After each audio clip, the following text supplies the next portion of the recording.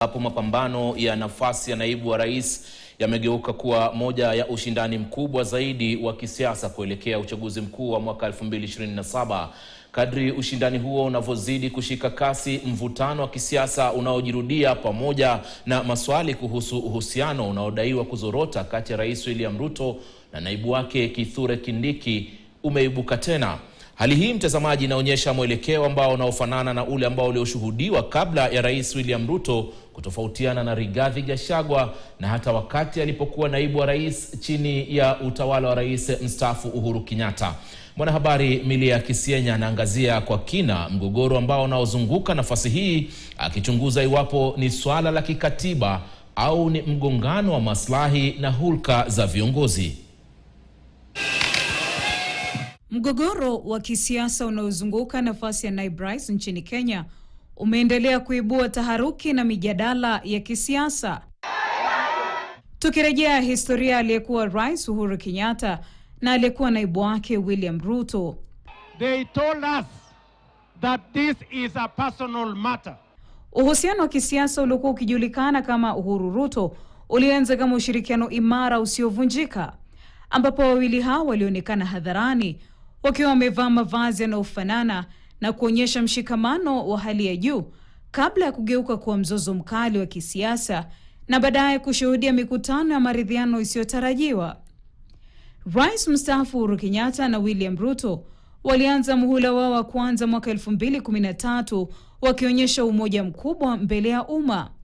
Walifanya kampeni pamoja kufanikiwa kushinda muhula wa pili mwaka 2017 kupitia chama cha Jubilee.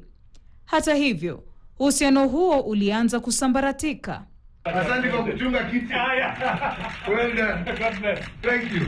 Mvutano ulianza kwa tetesi na tofauti za kisiasa.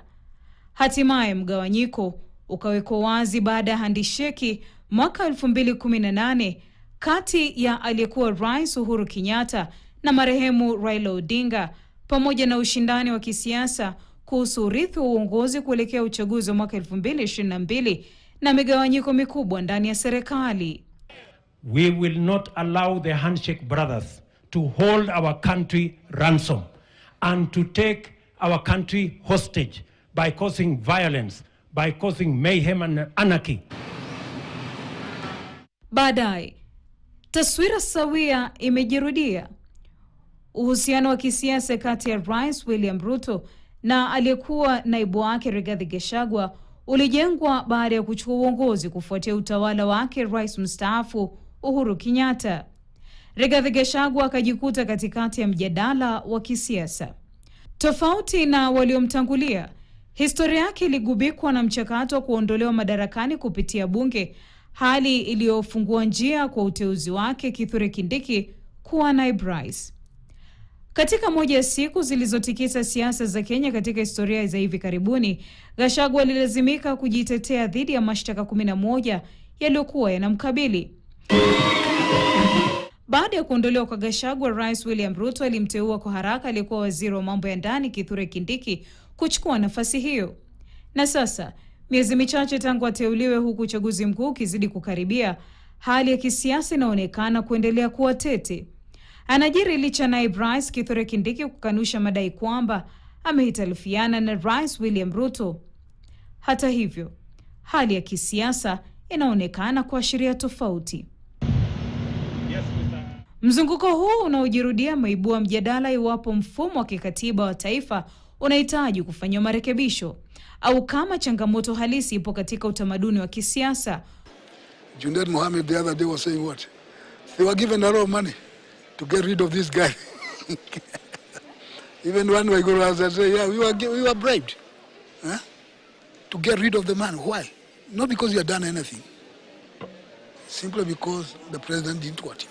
Tofauti na kipindi cha kabla ya mwaka 2010 ambapo makamu wa rais alihudumu kwa ridhaa ya rais na angeteuliwa au kuondolewa bila taratibu za kina za kikatiba, leo hii naibu rais analindwa zaidi na kikatiba, ana uhalali mkubwa wa kisiasa.